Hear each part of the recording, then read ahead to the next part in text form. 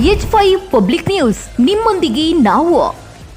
ಅರ್ಕಲ್ಗೂಡು ತಾಲೂಕಿನ ಮಲ್ಲಿಪಟ್ಟಣ ಹೋಬಳಿಯ ಸೋಂಪುರ ಗ್ರಾಮದಲ್ಲಿ ತಡರಾತ್ರಿ ಕಾಡಾನೆಗಳ ಹಿಂಡು ದಾಳಿ ನಡೆಸಿ ರೈತ ರಂಜಿತ್ ಅವರಿಗೆ ಸೇರಿದ ಜಮೀನಿನಲ್ಲಿದ್ದ 20ಕ್ಕೂ ಹೆಚ್ಚು ತೆಂಗಿನ ಮರಗಳನ್ನು ಮುರಿದು ಅಪಾರ ಹಾನಿ ಉಂಟು ಮಾಡಿದ ಘಟನೆ ನಡೆದಿದೆ.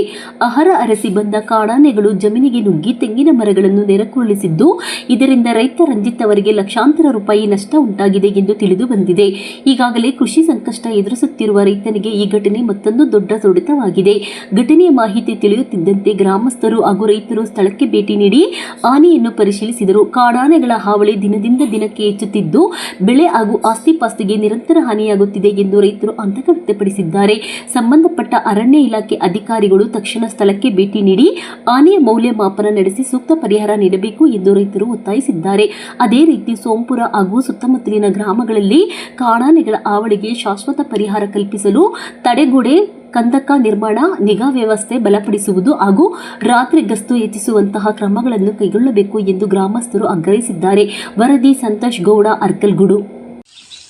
ಅರ್ಕೋಡ್ ತಾಲೂಕು, ಹಾಸನ ಜಿಲ್ಲೆ, ಮಲ್ಲಿಪಟ್ಟಣ ಹೋಬಳಿ, ಸೋಂಪುರ ಗ್ರಾಮದಲ್ಲಿ ನಡೆದಂತಹ ಒಂದು ನಿನ್ನೆ ನಮ್ಮ ರಂಜಿತ್ ಎಂಬಂತಹ ಒಂದು ರೈತನ ಜಮೀನಿನಲ್ಲಿ ಬಂದಂಥ ನಿನ್ನೆ ಒಂದು 3 ಆನೆಗಳ ಗುಂಪು ಸುಮಾರು ಅಪಾರ ಹಾನಿ ಅಂದರೆ ಅದನ್ನು ತುಂಬಲಾರದ ನಷ್ಟ. ಯಾಕೆಂದರೆ ನೆಕ್ಸ್ಟ್ ಒಂದು ಫಸ್ಲಿಗೆ ಬರೋಂಥ ಬೆಳೆನ ಹಾನಿ ಮಾಡಿ ಹೋಗಿದ್ದೇವೆ.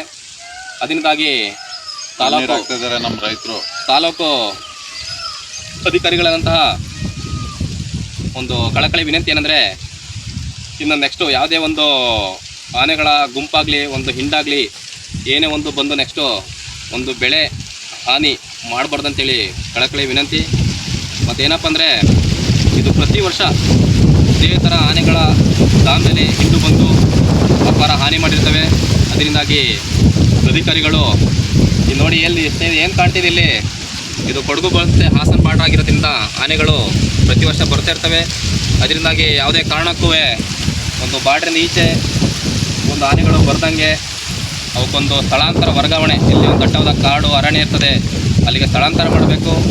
ಮತ್ತು ಅಧಿಕಾರಿಗಳು ಪ್ರತಿ ದಿನ ಒಂದು ನೈಟು ಆನೆಗಳು ಬರ್ದಂಗೆ ತಡಿಬೇಕು. ಇಲ್ಲಿ ಏನು ಕಾಣ್ತಿದೆ, ಇಲ್ಲಿ ಒಂದು 20ರಿಂದ 30 ತೆಂಗಿನ ಮರಗಳನ್ನು ಹಾನಿ ಮಾಡಿದ್ದೇವೆ ನಿನ್ನೆ ಬಂದಂಥ ಆನೆಗಳು. ಮತ್ತು ಮುಂದೇನೂ ಹಾನಿಯಾಗಿದೆ. ಅದರಿಂದಾಗಿ ಇದಕ್ಕೊಂದು ಆದಷ್ಟು ಬೇಗ ಒಬ್ಬ ರಂಜಿತ್ ಎಂಬ ರೈತನಿಗೆ ಒಂದು ಆದಷ್ಟು ಬೇಗ ಒಂದು ಸೂಕ್ತ ಪರಿಹಾರ ಮತ್ತು ಆಗಿರುವ ನಷ್ಟಕ್ಕೆ ಒಂದು ನಷ್ಟ ತುಂಬಿಕೊಡ್ಬೇಕು, ನಷ್ಟ ಭರಿಸ್ಬೇಕು. ಯಾಕೆಂದರೆ ಇದು 3ನೇ ವರ್ಷ ಈ ಥರ ಆಗ್ತಿರೋದು. ಪಾಪ ರೈತನಿಗೆ, ಆ ರೈತನ ಕಣ್ಣೀರು ಒಂದು ನೋಡ್ಲಿಕ್ಕೆ ಆಗ್ತಿಲ್ಲ. ನಮಗೆ ಅಧಿಕಾರಿಗಳಲ್ಲಿ ಕಳಕಳಿಯ ವಿನಂತಿ, ಅದನ್ನು ಏನು ನಷ್ಟ ಆಗಿದೆ ಅದನ್ನು ಆದಷ್ಟು ಬೇಗ ಅಧಿಕಾರಿಗಳೊಂದು ಸೂಕ್ತ ಕ್ರಮ ಕೈಗೊಂಡು ಆತನಿಗೆ ಏನು ನಷ್ಟ ತುಂಬಿಕೊಡ್ಬೇಕಂತೇಳ್ಬಿಟ್ಟು ನಾವು ಕೇಳ್ಕೊಳ್ತಿದ್ದೀವಿ. ಅದರಿಂದಾಗಿ ನಾನು ನೆಕ್ಸ್ಟ್ ಯಾವುದೇ ಥರ ಒಂದು ಆನೆಗಳ ಹಿಂಡಾಗಲಿ, ಒಂದು ಯಾವುದೇ ಒಂದು ಪ್ರಾಣಿಗಳಾಗಲಿ ಇಲ್ಲಿ ಬಂದು ಯಾವುದೇ ಥರ ನಷ್ಟ ಮಾಡಬಾರ್ದಂತ ಒಂದು ದಯವಿಟ್ಟು ಕಳಕಳಿಯ ಮನವಿ. ಆದಷ್ಟು ಒಂದು ಅರಣ್ಯ ಅಧಿಕಾರಿಗಳು ಒಂದು ಕ್ರಮ ಕೈ ತಗೊಂಡು ಇದೇನು ನಷ್ಟ ಆಗಿದೆ ಅದನ್ನು ಆದಷ್ಟು ಬೇಗ ಆ ರೈತನಿಗೆ ಆದಷ್ಟು ಬೇಗ ನಷ್ಟವನ್ನು ತುಂಬಿಕೊಡುವ ಒಂದು ಕಾರ್ಯಕ್ರಮ ಹಮ್ಮಿಕೋಬೇಕು. ಯಾಕೆಂದರೆ ಇದು ಒಂದು ಸಲ ಆದರೆ ಪರವಾಗಿಲ್ಲ ಅನ್ಬೋದಿತ್ತು, ಇದು 3ನೇ ಸಲ. ಇದು ಏನು ಒಂದು ಸಣ್ಣ ತೆಂಗಿನ ಗಿಡಗಳಿದ್ದು, ಆ ತೆಂಗಿನ ಗಿಡ ಇದ್ದಾಗಲೂ ಸಮೇತ ಬಂದು ಒಂದು ಫಸ್ಟ್ ಟೈಮ್ ಬಂದಾಗ ಒಂದು 50 ತೆಂಗಿನ ಗಿಡ ಹಾನಿ ಮಾಡಿದ್ದು, ಸೆಕೆಂಡ್ ಟೈಮ್ ಬಂದಾಗ ಒಂದು 25 ತೆಂಗಿನ ಗಿಡ ಹಾನಿ ಮಾಡಿದ್ದು, ಈಗ ಒಂದು ಏನು ಫಸ್ಟಿಗೆ ಬಂದಂಥ ಒಂದು 30 ತೆಂಗಿನ ಗಿಡಗಳನ್ನು ಹಾನಿ ಮಾಡಿದ್ವಿ. ಟೋಟಲ್ ಒಂದು 105 ತೆಂಗಿನ ಗಿಡ ಇದ್ದೇವೆ, ಅದರೊಂದು 30 ತೆಂಗಿನ ಗಿಡ ಹಾನಿ ಮಾಡಾಕಿದ್ದೇವೆ. ಇದೇ ಥರ ಆದರೆ ಆ ರೈತನಿಗೆ ಇಲ್ಲಿ ಅಧಿಕಾರಿಗಳೇ ಜವಾಬ್ದಾರರು. ಇಲ್ಲಿ ಯಾವುದೇ ಥರ ರೈತರು ಬಂದರೂ ಸಹಾಯ ಮಾಡೋಕ್ಕಾಗಲ್ಲ. ಅಧಿಕಾರಿಗಳು ಬಂದು ಇಲ್ಲಿ ಒಂದು ನೋಡಿ ಏನಾಗಿದೆ, ಯಾವ ಥರ ಹಾನಿಯಾಗಿದ್ದಾವೆ, ಆ ಥರ ಹಾನಿ ಮಾಡಿದ ಆನೆಗಳು ನೋಡಿಬಿಟ್ಟು ರೈತನಿಗೆ ಆದಷ್ಟು ಒಂದು ಏನು ಸಹಾಯ ಇದೆ ಅದನ್ನು ಆದಷ್ಟು ಬೇಗ ಸಹಾಯ ಮಾಡಬೇಕಂತೇಳ್ಬಿಟ್ಟು ಅರಣ್ಯಾಧಿಕಾರಿಗಳಲ್ಲಿ ಮನವಿ ಮಾಡ್ಕೊಳ್ತಿದ್ದೀವಿ.